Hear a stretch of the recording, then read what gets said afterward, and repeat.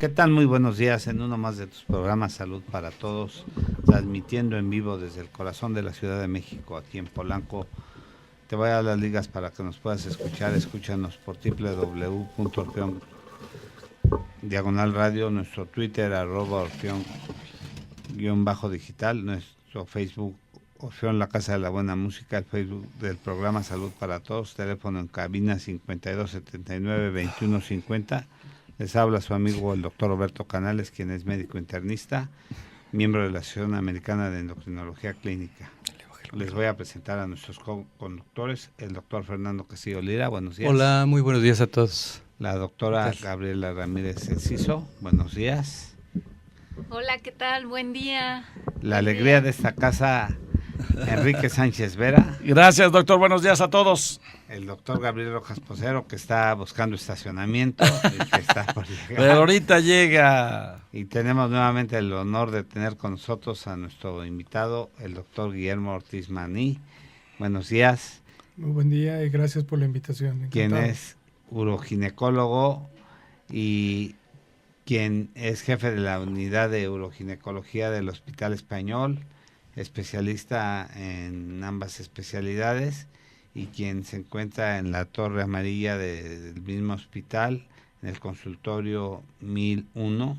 Y bueno, pues el tema que hoy nos ocupa es prolapso vaginal y de órganos pélvicos, un tema demasiado interesante y que ya en nuestras redes ha causado bastantes inquietudes y bastantes preguntas. Y no sé si Fernando Castillo quiere hacer alguna introducción antes de irnos al tema. Creo que sí. Ok, ese es un tema que prácticamente nos toca el día de hoy. Es un tema más importante de lo que nos podamos imaginar. Es un tema que generalmente no se toca en el medio y pasa desapercibido. Y que en la gran cantidad de médicos, desafortunadamente a veces no se les da el seguimiento, ¿verdad? Porque por esto corresponde a una rama muy especial de la medicina. No por eso quiero dar a entender que el médico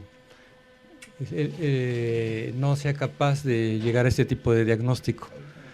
Prácticamente los problemas del piso pélvico es un problema que nos aqueja hoy en día a gran porcentaje de nuestra población. Cuando hacemos un estudio o cuando se reporta un estudio dentro del concepto de la prevalencia y de incidencia de un padecimiento, generalmente hay que considerar que la prevalencia es la cantidad de personajes o de gente con el grado de frecuencia que se presenta un padecimiento. Y la incidencia es el grado con que se está repitiendo, con la frecuencia en que se está repitiendo. Entonces no tenemos tablas aparentemente a ciencia cierta que nos puedan dar un resultado de lo que está pasando. Pero se hacen estudios constantemente. Hay un estudio que me llamó mucho la atención de la Universidad Católica de Murcia, allá en España. Es un estudio de buen nivel. Brevemente el estudio nos está reportando que hubo un grupo de pacientes que prácticamente consistió en 226 pacientes como grupo que fue estudiado con trastornos propios del suelo pélvico o del piso pélvico, que claro, pasaron por ciertas etapas de participación para llegar a este estudio. Y otro grupo control que consistió en 220 mujeres. Entonces, lo que me sorprende es que de este tipo de estudio se detectó que 220 pacientes prácticamente que cursaban con trastornos del piso pélvico, prácticamente el 93.3% estaban asociadas a padecimientos que tienen sensibilidad a nivel central. ¿A cuál estamos hablando en este momento?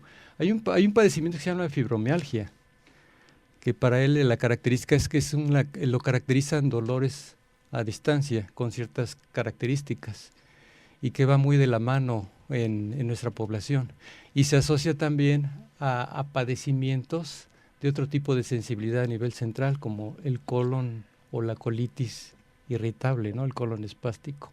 O trastornos de la vida sexual, que me llamó mucho la atención, o trastornos de depresión y trastornos de ansiedad, O hoy en día que se usa mucho el aspecto del deporte, que cada vez más se está viendo que está asociado mucho a las actividades de alto impacto.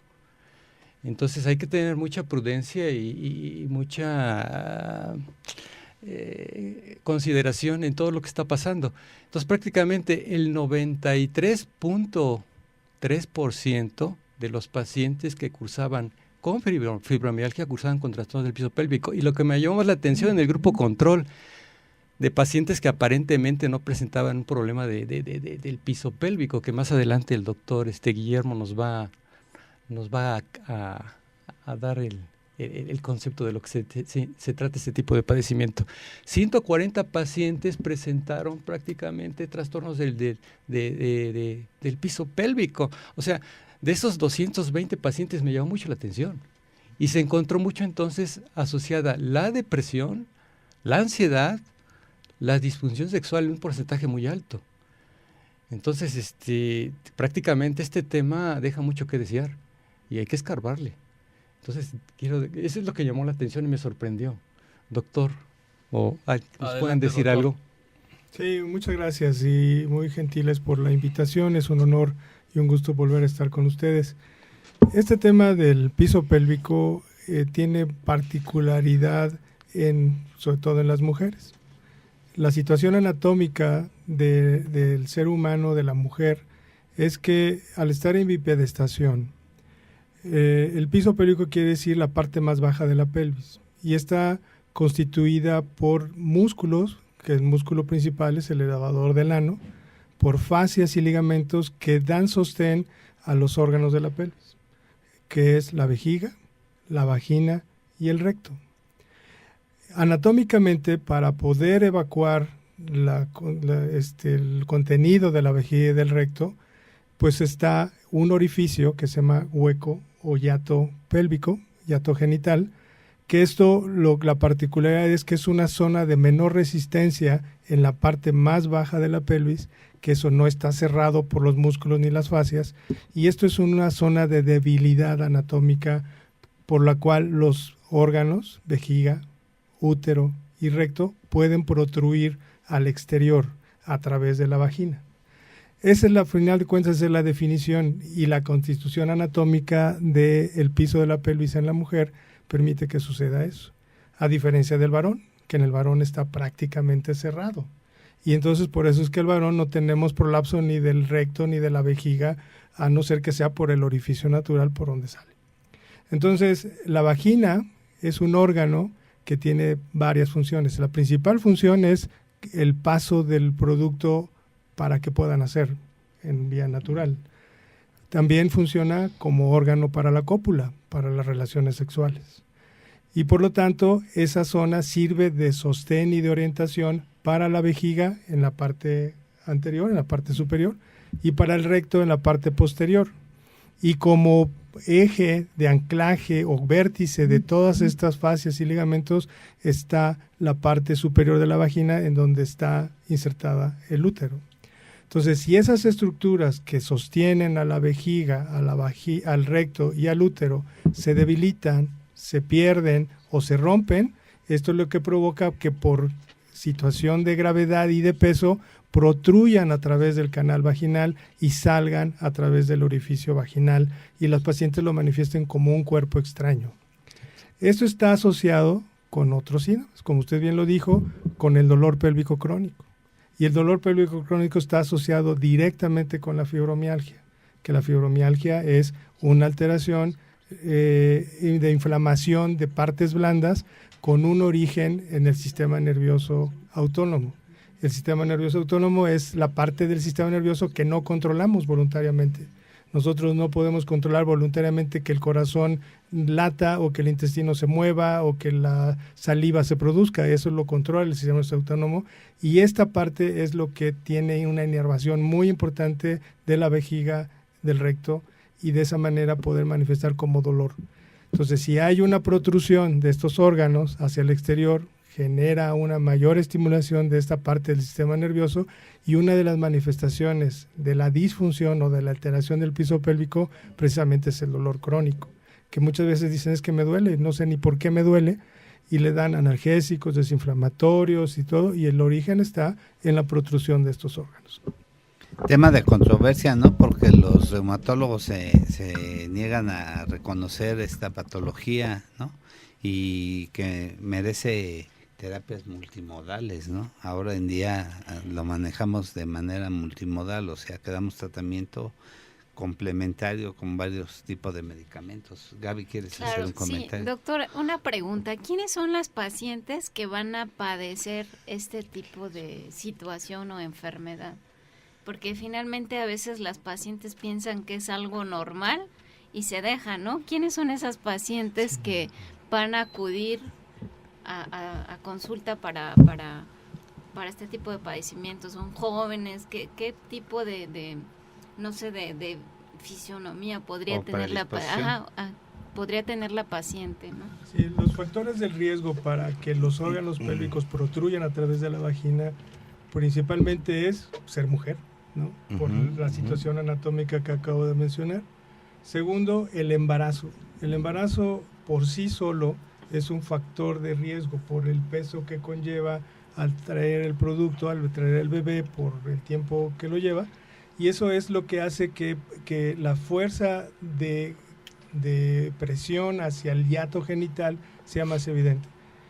Por supuesto, un parto. El parto también es otro factor de riesgo. Si nace por vía vaginal, aumenta el riesgo, pero un parto bien atendido no aumenta el riesgo. Productos grandes, productos de más de 3 kilos 800, 4 kilos, hacen que el tiempo del parto sea más largo y entonces esto ejerce más presión. Perdón. ¿Por qué lo hace más largo al tener mayor peso? Todo tiene que ver con proporción de tamaño con espacio. La pelvis de la mujer es un bacinete de hueso que no se mueve, no se modifica, está fijo. Y entonces el bebé tiene que ir buscar acomodo en ese espacio reducido para poder nacer, para poder salir a través de la vagina. Si es un bebé grande, eso hace que el tiempo que tarde el bebé en buscar ese acomodo y salir sea mayor. Entonces, esa es la labor del obstetra, valorar esa proporción de espacio sobre volumen para que el bebé pueda nacer en una manera progresiva normal. Ya están bien establecidos los tiempos prudentes para las diferentes fases del parto.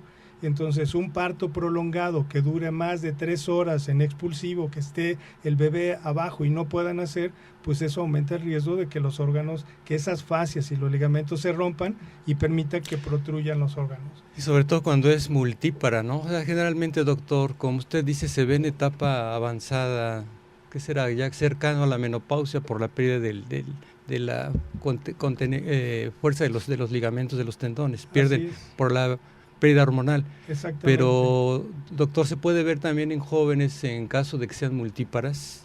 Sí, o sea, múltiples embarazos. Ahí se puede detonar también etapas más tempranas, doctor.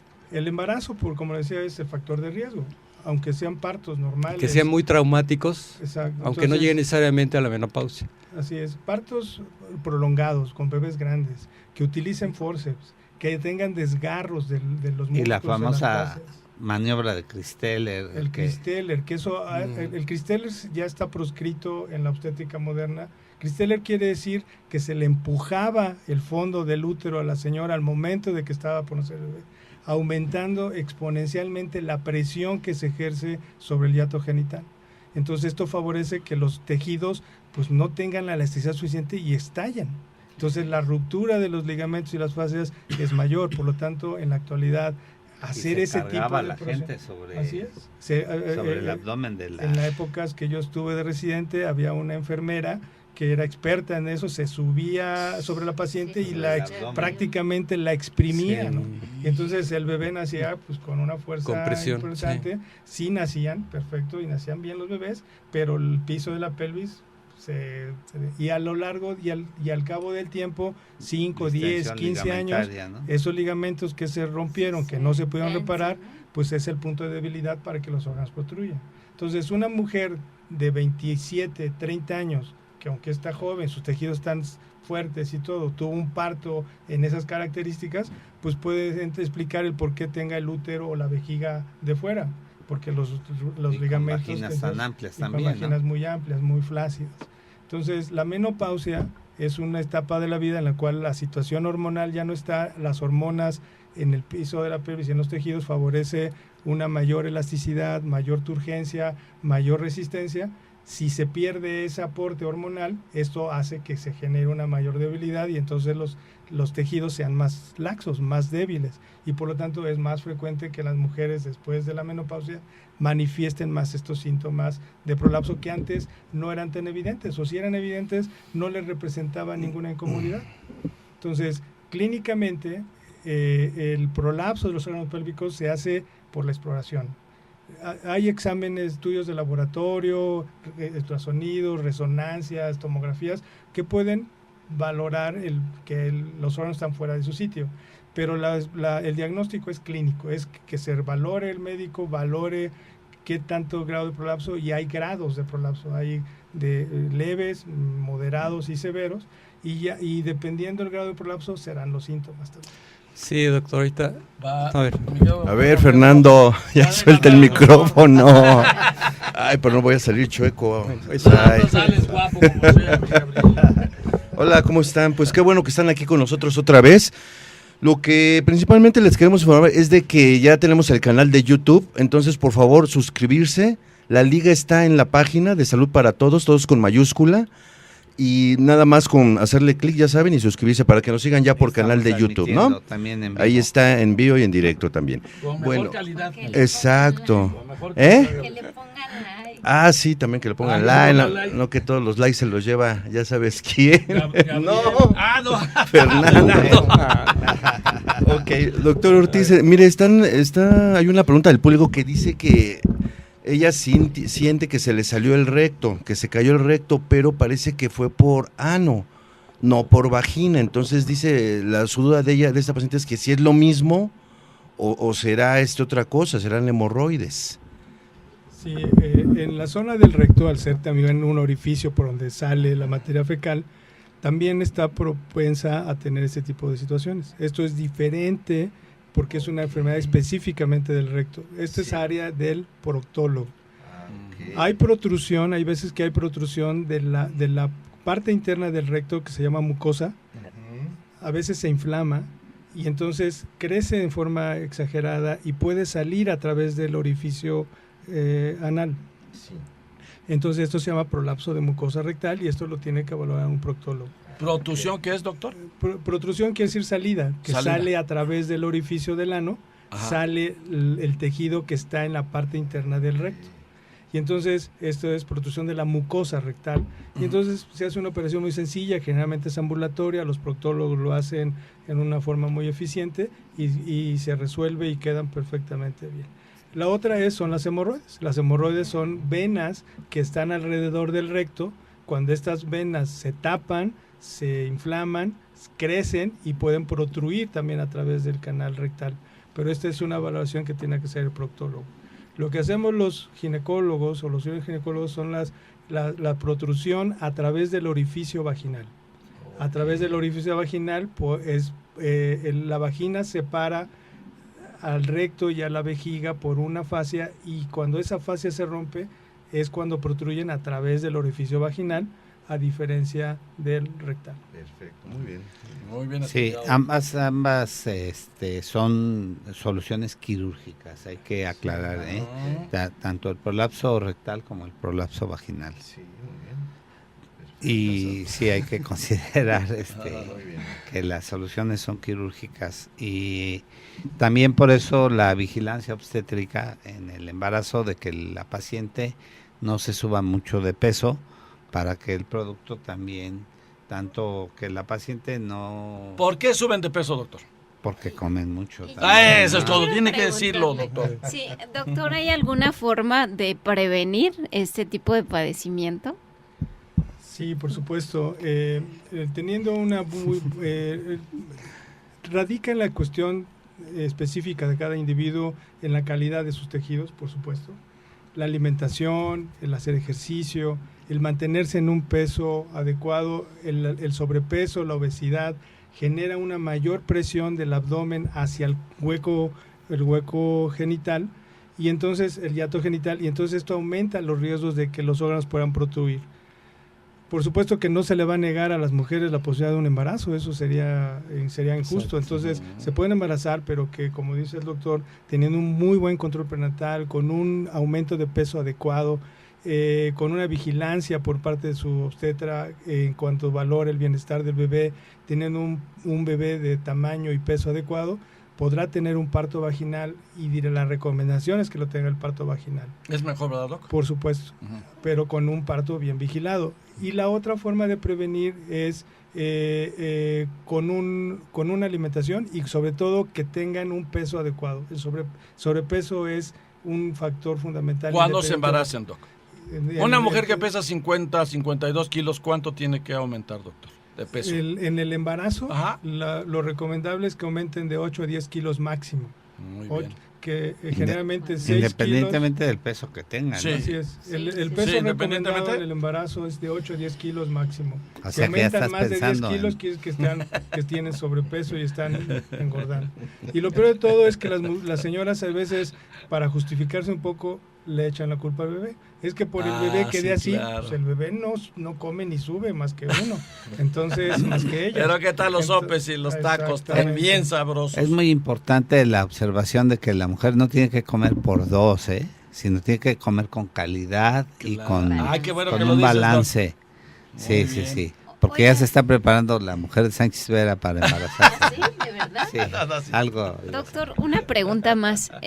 Sabemos que la condición de la mujer muchas veces es que tenemos una mala costumbre de que nos aguantamos mucho a la hora de orinar. Tenemos ganas de orinar y no vamos al baño hasta que tenemos la vejiga bien plena, repleta, pero creo que todas las mujeres somos así. ¿Esto también puede originar este tipo de condición, la vez doctor? pasada, que eso Sí. es Adelante, malo. Doc.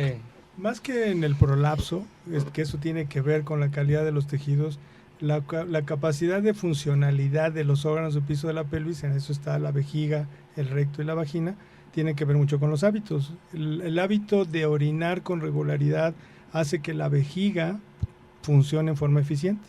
Si se aguantan mucho, y esto es parte también cultural de las niñas, que se les dice no vayas a cualquier baño, y muchas veces hacen al salir de casa y hasta que regresan de la escuela vuelven a hacer. Esto hace que con el tiempo el músculo de la vejiga se vaya elongando y es como una liga. Entonces se va elongando y ya pierde la capacidad de elasticidad. Y entonces, ¿qué pasa? Cuando una liga la estiran por mucho tiempo, ya no regresa a su tamaño vaginal. Y entonces la capacidad de vaciado disminuye. Entonces, en su vida adulta, en su vida de plenitud, es ahí donde vienen los problemas de urgencia, de escape de orina, de que no vacían y desinfectan con mucha frecuencia las señoras. ¿Escuchaste, Marisela?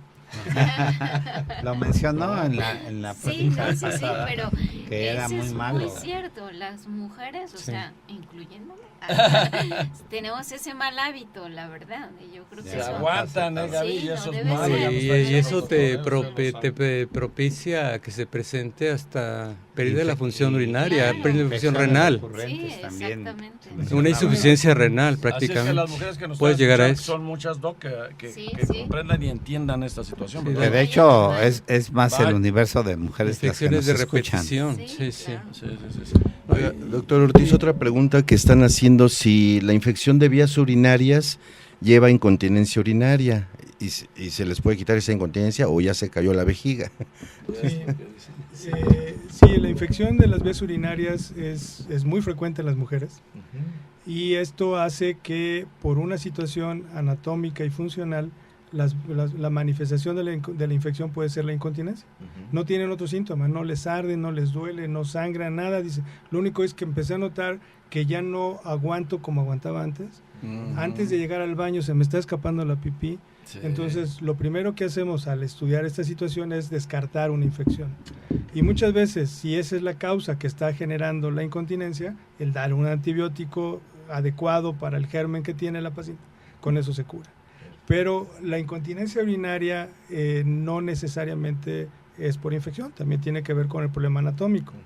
Al estar la vejiga fuera de su sitio, esto hace que la diferencia de presión de la vejiga con la zona de esfínter que está en la uretra se modifique. y entonces hay más presión en la vejiga que en la zona de esfínter, vence la resistencia y eso hace que se escape la orina. Entonces, la solución para este tipo de incontinencia es volver a colocar la vejiga en su sitio, reforzar la zona de esfínter y con eso los gradientes de presión se hacen otra vez homogéneos y se evita el escape de orina. Es importante aclarar que dentro de las manifestaciones de las alteraciones del piso pélvico son muchas y tiene que ver con los órganos que están en la pelvis.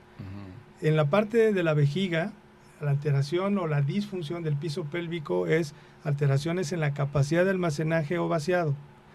Almacenaje quiere decir que no contengan la pipí y se les escape.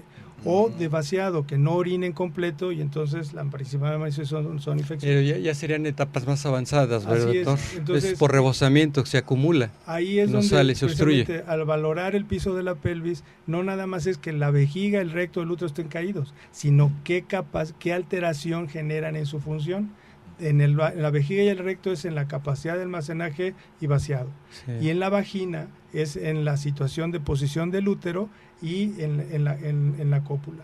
Las alteraciones y disfunción sexual es parte de la alteración del piso pélvico. Señoras que tienen dolor con las relaciones, señoras que ya no tienen la misma sensibilidad y la misma respuesta orgásmica, también es parte de lo que tenemos que valorar con la función del piso pélvico. Doctor, antes de que nos vayamos a la pausa, sus redes sociales, dónde trabaja, a qué hora sale al pan, todo, doctor. Sí, porque a las mujeres aquí también les interesa eso, doctor. Eso, sí, bueno, pues estoy con mucho gusto en el Hospital Español. Mi consultorio está en la torre de consultorios privados del hospital y el teléfono del consultorio es 5250 8733.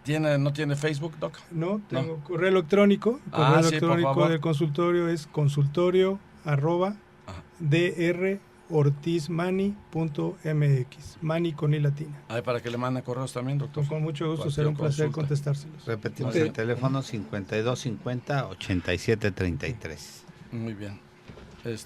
Otra cosa, Fernando, ya te veo inquieto, ándale, pregunta.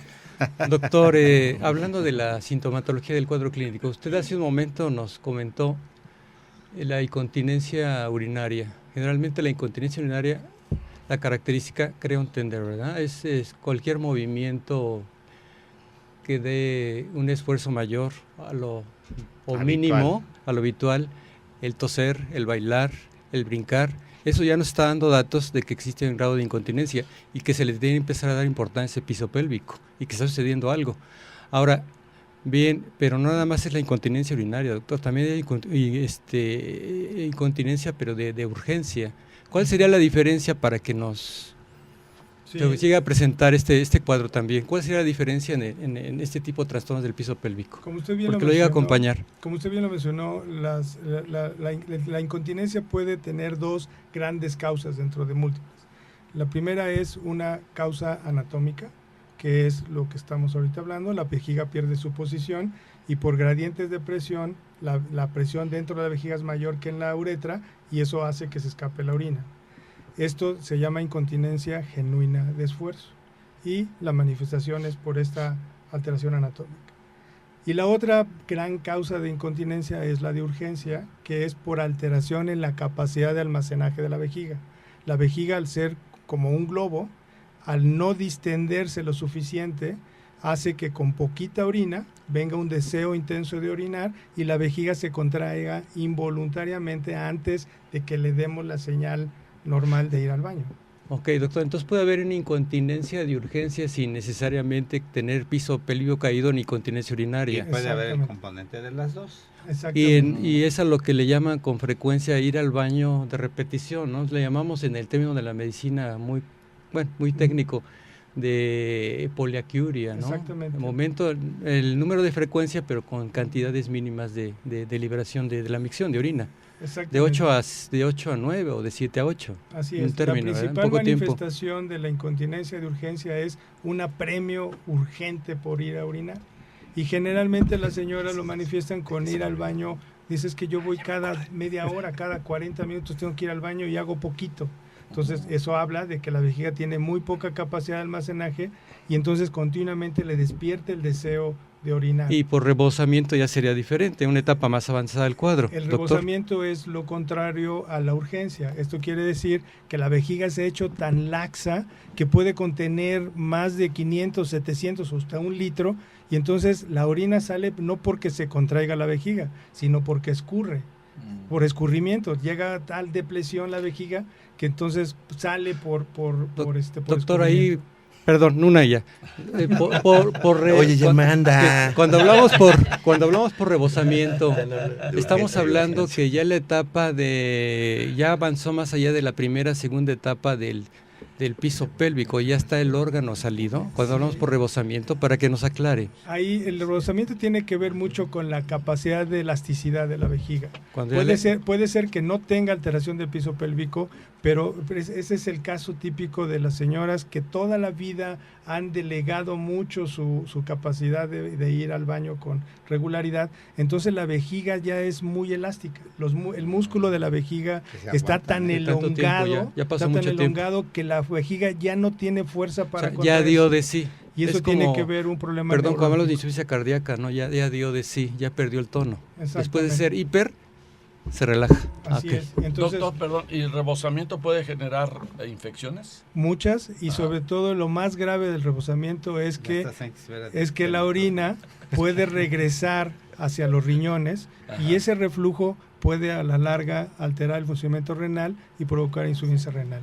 Es una situación muy delicada que ojalá que nadie llegue a eso, claro. Pero la forma de detectarlo pues es con un buen análisis clínico y valorar la función de vaciado de la vejiga, que hay métodos clínicos y paraclínicos para hacerlo. Ok, mira, doctor Guillermo, hay 2 preguntas del público buenísimas. La primera es que dice que su médico le recomendó hacer ejercicios, los famosos ejercicios de Kegel, que sí sirven, ¿o qué opinas de eso? Y la siguiente pregunta, que si es normal que una paciente, hombre o mujer, se levante en la noche a hacer pipí. Son 2 preguntas, ¿no?, del público. Ok, con respecto a la primera, los ejercicios de Kegel fue un médico alemán que vio que contrayendo los músculos del piso de la pelvis, que principalmente es el músculo elevador del ano, favorecía que las personas podían delegar o podían aguantar más sin ir al baño con tanta frecuencia. Esta es una base que tiene 2 explicaciones. La primera es neurofisiológica. La vejiga es un órgano que está extremadamente inervada por el sistema nervioso autónomo. Y el sistema nervioso tiene una parte que excita o que favorece la acción y otra parte que reprime. Ese balance hace que la vejiga funcione en forma ordenada y que en la fase de llenado la parte que estimula esté disminuida y la parte que relaja pues esté favoreciendo que la vejiga se llene. Cuando viene el vaciado ocurre lo contrario, la parte estimuladora excita y entonces se contrae la vejiga y permite que la pipí se haga. Los reflejos de Kegel lo que hace es que al contraer los músculos estimula la fase que relaja en la parte del sistema nervioso y entonces permite que la vejiga pueda contener un poco más la orina. Entonces, esta es una de las bases neurofisiológicas para la rehabilitación del piso pélvico, que eso es parte del tratamiento. Entonces, el tratamiento del prolapso y de la disfunción del piso pélvico, la primera línea de tratamiento es rehabilitación. Y esta de Kegel es la fundamental. O sea, se refiere, doctor... Vamos a la pausa, vamos a la pausa, Fer. Vamos a la pausa, amigos de Salud para Todos, porque si no el Fer no nos lo permite. Vamos a la pausa. Seguía la pregunta de... Bueno, pues qué bueno que ya están con nosotros nuevamente y pues lo que estamos haciendo, ¿no? Los invitamos a que se suscriban al nuevo canal de YouTube, donde tiene un mejor audio, una mejor es digital y nos vamos a ver. La imagen es, nos salimos más guapos, Gabriel, también, pocas palabras. ¿verdad? Ok, y la segunda pregunta, doctor Manny, era si es normal, Del hombre, ¿no? No, del hombre y de la mujer. O sea, preguntaba a esta paciente que si es normal que se paren en la madrugada, tanto pacientes como hombres o mujeres, o no es normal que se levanten en la madrugada a hacer pipí. Marisela, pon atención. Y Gaby, que está diciendo. Gaby también. En la etapa de juventud y adulta, habitualmente podemos nosotros tener la capacidad de sueño de 6 a 8 horas sin necesidad de levantarnos al baño. Sí. Pero si los hábitos de ingesta de líquidos son mayores, o sea, si nosotros tomamos mucho líquido en la tarde, noche, pues puede ser normal que nos tengamos que levantar en la madrugada una o dos veces a ir al baño.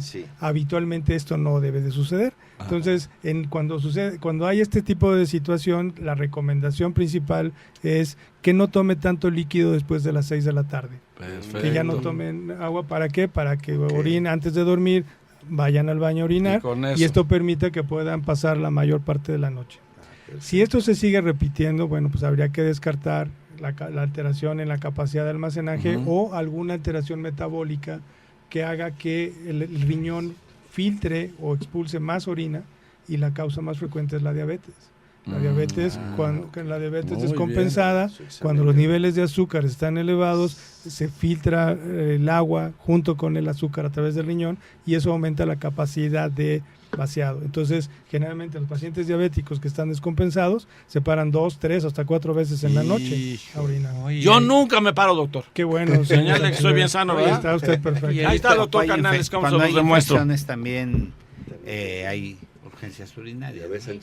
¿Cuando hay qué? Infecciones. ¿Qué es eso? Infecciones, ¿no? Yo no También tampoco, es doctor. importante, ¿no? Que los radioescuchas también, si son varones, pues que vayan con su médico, porque también puede ser algún problema de la próstata. Que eso ¿no? es lo peor. Ese es muy común también en los hombres a partir de los 40 años. No, que de los 50, Gaby, ya nos quitaste 10. Habías dicho que los 50. Sí, pues no los espantes a los pobres. Chéquense la próstata. Chéquense a partir de los 41. Ahorita que hicieron la pregunta de la pipí nocturna, o sea, del deseo nocturno. repetido número de repeticiones, por ahí estaba también parte del estudio que comenté al principio. Todos los pacientes de la Universidad de Murcia, de la Católica, me faltó reportar esa parte precisamente. De los 226 pacientes que presentaron problemas del piso pélvico, el 93% de los pacientes con trastornos del piso pélvico, 93% cursa con insomnio. Cursa con insomnio. Ahorita que preguntaron eso, o sea, va a la par. Claro, lo que dijo doctor es muy importante. ¿Padecen de insomnio? ¿Verdad? Padecen de insomnio. ¿93%? 93%. Es altísimo. Sánchez Vera, yo creo que le pasa eso. Que a mí no, doctor, yo duermo re bien. No, pues pregúntale nada más a Marisela, doctor, cómo duermo. Son cuestionamientos que llaman la atención. Poquito, pero porque se viene a dormir al programa. Exacto. Sí, porque está asociado a otros, nosotros le llamamos comorbilidades, ¿verdad? En la medicina, a otro tipo de parámetros. Entonces ya lo habíamos dicho. Esa es la fibromialgia, la depresión, la ansiedad, los trastornos sexuales, la vida sexual activa que mencionó el doctor Guillermo. Ahorita en este caso los trastornos del insomnio, que son muy altos. Sí, y sobre todo, doctor, que por ahí se dice mucho la caída del recto o la protusión del recto en el colon irritable o colon espástico, que es muy alto el índice también. En las caídas en el piso pélvico. Entonces es algo que merece. Y ahorita lo que me llamó mucho la atención también en la pregunta del público, ¿no? De los ejercicios, de la fisioterapia. Doctor, ¿qué tanto, en qué etapa puede ser reversible y evitar una indicación quirúrgica? Con los ejercicios de Hegel y considerando en parte todo lo que es la fisioterapia y lo que habías preguntado, ¿no? Hace un momento. El tipo de prevención, o sea, en qué momento vamos a prevenir o evitar una indicación quirúrgica y en qué momento se puede revertir, en qué etapa evitar mayores complicaciones. Sí, es importante comentar que el prolapso de órganos pélvicos puede ser en varios grados. Entonces puede ser que sea un grado leve a moderado y no hay ningún síntoma asociado. La señora hace su vida normal. Tiene su vida sexual perfecta, no tiene problemas de escapes ni urgencias. Realmente pues ahí no hay que tratar nada, o sea, simplemente se vigila. Cuando el prolapso es mayor, cuando el prolapso es grande y altera el funcionamiento de la vejiga, del recto, la función sexual, o ella siente incomodidad crónica de una sensación de pesantez o de un cuerpo extraño vaginal y eso le incomoda para hacer su vida diaria, es ahí donde valoramos el hacer un tratamiento médico o quirúrgico. La situación de la prevención pues está desde que las pacientes mujeres son niñas, o sea, el hacer una vida activa, hacer ejercicio moderado, evitar esfuerzos, evitar traumas, por supuesto, a la región pélvica. Esto es la mejor medida de prevención y mantenerse en un peso adecuado. El peso es fundamental. Claro. Los ejercicios de Kegel se recomiendan cuando ya está bien establecido alguna disfunción, pero los ejercicios que se pueden hacer en cualquier época de la vida. Yo en lo personal a las pacientes que han tenido un embarazo les recomiendo que empiecen a hacer los ejercicios de Kegel como parte del hábito normal de su vida a partir de que nace su bebé. Y eso ayuda a que reforzar y refortalecer estos haces neuronales que les acabo de comentar. ¿Cuáles son los ejercicios, doctor?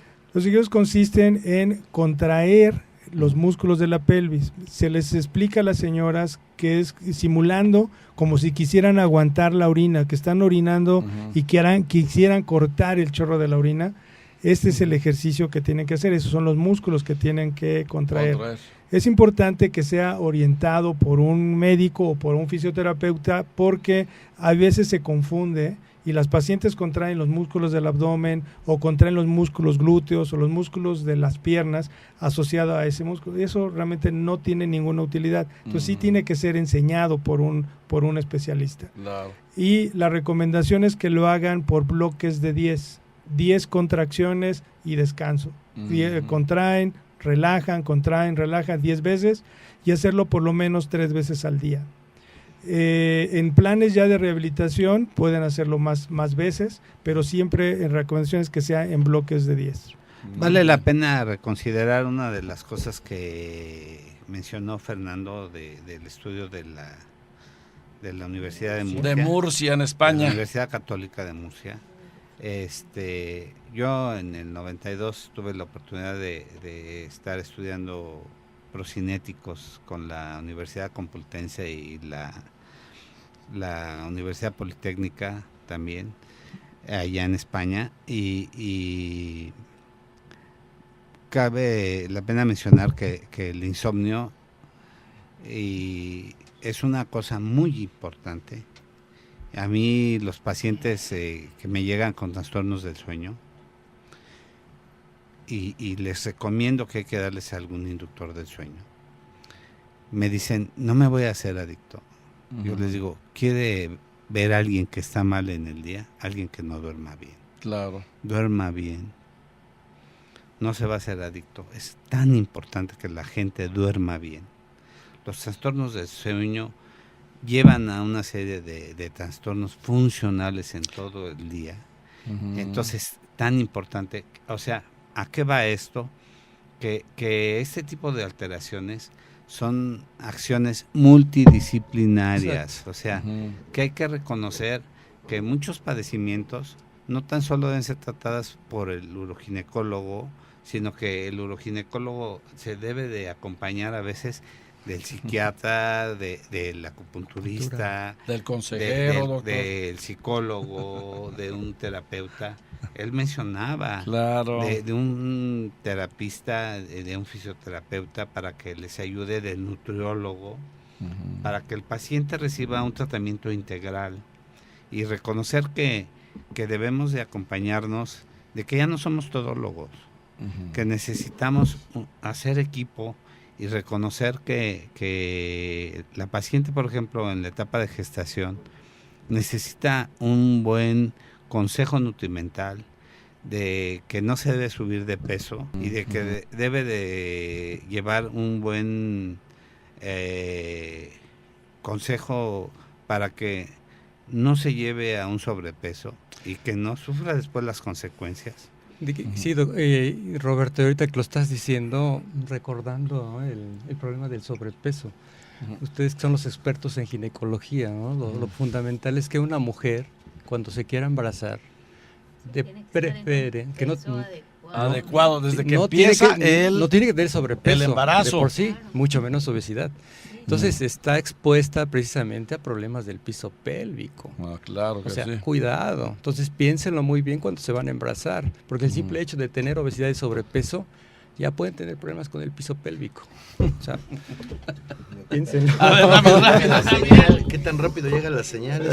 Ahí está. No, y ahora vemos... Oiga, doctor, antes que se me olvide, y en la cuestión de los trastornos del sueño, cuando se medican los pacientes, después dicen que no pueden ya dejar de depender de un medicamento, doctor, para dormir. Eso es más grave todavía. No. La cosa exactamente es que los inductores del sueño se deben de usar racionalmente, ¿no? Yo lo viví con mi propia madre.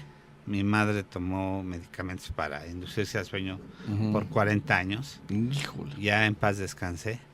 Yo el día que le dije, ya no te voy a dar receta para esto. Ya, se llegas hincó, a esa dice, determinación. se Sí, hincó, exacto. se hincó. Dije, Sí. párate, mami. Yo Sí. te los compro. O Sí, sea, ¿verdad? no, o sea, hay que manejarlo racionalmente. Yo, mi esposa, que en paz descanse, Ajá. ella tuvo necesidad en la clínica del dolor de tomar morfina. Híjole, que eso es más Y, difícil. y le decía a la doctora Casian, Alicia Casian, Ujú. que es toda una institución en el dolor. Ujú. Y tengo un hijo en Estados Unidos que está en la Universidad de Stanford. Y él satanizó mucho eso. Decía, mamá, no quiero que vengas a Estados Unidos a visitarme, Ujú. porque eso le dijo, la doctora Casian le decía, su hijo no sabe lo que habla. Mis recetas, yo estoy internacionalmente reconocida. Usted puede pasar con mis recetas a Estados Unidos con su medicamento sin ningún problema. Claro, loco. Y si hágase adicta, no importa. Yo después le quito la adicción. Pero viva, lo que decía el doctor Ujú. Ortiz Mani, vivan. Yo les digo a mis pacientes, duerma bien, yo después le quito la adicción. Lo importante es bien. que vivamos el hoy con calidad, Ujú. con bien. Es Claro. como a un paciente diabético, si necesita 4 o 5 medicamentos. Hoy sabemos que la terapia única de un solo medicamento no es lo indicado. Ujú. Y sabemos que después de 2 años de padecer la diabetes, necesitamos irnos a un segundo medicamento. Ujú. Y debemos de darle varios medicamentos para darle calidad de vida. Ujú. Entonces, tenemos que entender que necesitamos cubrir a nuestro paciente para protegerlo cardiovascularmente. Entonces, por favor, Sí. tenemos que ver la situación con calidad y calidez de vida. Muy bien, muy bonito. Entonces, doctor. tenemos que entender eso, ¿no, doctor? Sí, mire, la trascendencia de este tema es informar a las personas Ujú. que el prolapso de órganos pélvicos no le va a poner en riesgo su vida. O sea, eso no es muy algo- importante, doctor. No es algo que si Muy no se importante. trata, no se curan, le va a hacer algo peor. Pero sí les modifican su calidad de vida. Claro. El que se tenga que levantar en las noches a orinar 5 veces, el que se les escapen los flatos, el que no Sí. puedan tener ya un orgasmo, el que sientan un bulto de fuera, pues eso es lo que les modifica su calidad de vida. Hay personas que dejan de tener vida marital, Sí. pues porque tienen ahí el útero afuera Afuera. y ya no pueden tenerlo. Entonces, Claro, hasta sus matrimonios se modifican. claro. Entonces, si se acercan con el especialista, se valora el grado de prolapso, se les puede dar un plan de tratamiento adecuado. Muchas veces la base del tratamiento es rehabilitación, ni Ujú. siquiera operación. Y al final de cuentas, pues el tratamiento definitivo es una cirugía. ¿Por qué? Porque esto a final de cuentas es como si fuera una hernia.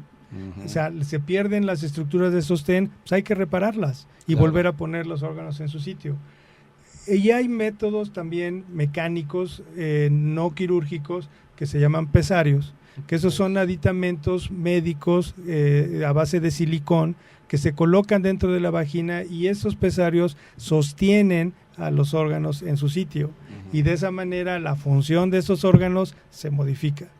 Tengo muchos pacientes que están con pesario y que las señoras dicen, pues doctor, me cambió la vida. Ahora ya puedo viajar, puedo visitar a mis hijos al extranjero, Qué bonito. puedo hacer deporte, puedo hacer muchas cosas Que y antes no necesariamente- podías. Así es. Doctor, ¿los pesarios se utilizan en etapas iniciales, de preferencia en la fisioterapia? Se pueden utilizar como prevención de la capacidad de vaciado de la vejiga o del recto. pero para contener los órganos es cuando ya un prolapso está muy avanzado. Cuando ya el órgano está prácticamente fuera, el pesario nos ayuda. ¿Cómo son los pesarios, los dispositivos para que nos entiendan qué es el pesario? El pesario es un aditamento, hay de muchas formas, se han ideado muchas dependiendo para lo que se quiera, pero principalmente se utilizan 3 tipos de pesario. Uno es como una dona, las donas que tal cual que se comen en la panadería, es así y se coloca en la vagina. Hay otra que tiene una forma como de plato con un bastidor en el medio, que eso permite orientar y acomodarlo. Y hay otros que son prácticamente unos anillos, es un círculo con un espacio en el interior muy grande. Eso es, ahí lo están viendo ahorita. El que está en la parte inferior es el de dona, y el otro que se llama Hellhorn, que es el como si fuera, tiene un bastidor, como platito, y esto se coloca como chupón dentro de la vagina, y esos aditamentos contienen. Doctor, ¿y esos aditamentos pueden ir acompañados de una sustancia hormonal o son sin una sustancia hormonal? Sí, es importante, como les platicaba, esto generalmente ocurre en pacientes ya que están en la menopausia. Entonces, al no tener efecto hormonal, los tejidos se vuelven muy frágiles, muy poco elásticos y poco hidratados. Entonces, si está este cuerpo extraño ahí rozando, porque no está fijo, sino simplemente está en convivencia con la vagina, puede rozar y cortar la vagina y provocar sangrado. O sea, ¿pueden ser útiles en la vida sexual activa? Lamentablemente no, ese tipo de pesarios no. Entonces, se les puede enseñar a las pacientes a quitar y a ponerlo. Hay veces que sí es un poquito incómodo porque pues a las pacientes no están acostumbradas a explorar su área genital, pero si se les enseña, se les educa, lo pueden hacer muy bien y quitarlo y ponerlo. Doctor, una pregunta, ¿todos los pesarios a partir de qué edad están indicados? En cualquier edad, depende del grado de prolapso. O sea, generalmente esos prolapsos grandes se ven en pacientes ya muy grandes, pacientes en edad avanzada. Y antes se recomendaba el pesario cuando no había otra forma de ayudarlas. Señoras ya muy grandes, viejitas de 70, 80 años, con riesgos quirúrgicos muy grandes, pues mejor se les ponía el aparato y ya no se operaban, ¿no? Y no se sometía a un riesgo innecesario. Ahora se pueden hay pesarios para incontinencia, hay pesarios para el prolapso del útero, hay pesarios inclusive para evitar que el cuello, en las señoras embarazadas, el cuello de la matriz se abra y tenga un parto pretérmino. Entonces, la utilidad de los pesarios en la actualidad es muy grande. Adelante con la pregunta, Gaby. No. Yo nada más quiero recordarles que no dejen de sintonizarnos por YouTube, y también ahí hay programas grabados de diferentes temas para que por favor muy nos buena escuchen. observación. Sí, estamos terminando la transmisión, un minuto. No cabe duda que tener a gente como el doctor Guillermo Tulio Ortiz Maní, un gran uroginecólogo, es una gran enseñanza. Quisiéramos volverlo a reprogramar. Mi querido Gabriel, ve la agenda, por favor, si eres tan amable. La lleva Gaby. Gaby, perdón. Si acepta volver a estar con nosotros para volverlo a reprogramar, porque gente como él. Julio, le avisamos con sí, Oye, doctor, otra vez sus datos, por favor. Sí. Siempre pregunta. ¿Tienes una pregunta? Yo me encuentro en el Hospital Español, en la Torre de Consultorios Privados. El teléfono es 52 50 87 33. Muy bien. Rápido, ya nos vamos, Fernando. Se va a despedir. Yo pensé. La cuestión es esta. Entonces hay que entender que todo paciente, por ende, por características que pueda presentar un padecimiento infeccioso de difícil manejo de vías urinarias, la intención siempre es investigar si tiene trastornos de ese piso pélvico, de esa caída, y ver qué órgano puede estar afectando. Esa es la intención, y que vaya con el uroginecólogo, que es el indicado para valorar este tipo de situación. Esa es una, ¿verdad? Así es. Y la otra breve, una mujer que está embarazada, ¿es recomendable que esté sujeta a cierto tipo de ejercicios para evitar estas caídas del piso pélvico? Sí, y no complicar. Sí, en la actualidad está muy promoviéndose mucho la rehabilitación del piso pélvico en embarazadas. ¿A poco pueden hacer cualquier tipo de ejercicio? Entonces pueden hacer los ejercicios de Kegel, pero siempre y cuando estén supervisados y previa a la autorización de su obstetra. Esto sí ayuda, previene y fortalece los músculos del piso de la pelvis. Y sobre todo posterior del parto es muy importante que se valore qué tan afectados están. Ya nos vamos, doctor. Pues no me queda más que agradecerles al doctor nuevamente y a toda la gente que nos hace favor de escucharnos y a todos mis compañeros. Muchas gracias. Gracias. Y a toda la gente, pues que tengan un excelente fin de semana y un mejor día. Y a Gracias. Sai, muchas gracias, Sai. Y denos muchos likes, por favor. Sí, muchas Bueno, gracias a todos. hasta luego. Buen día.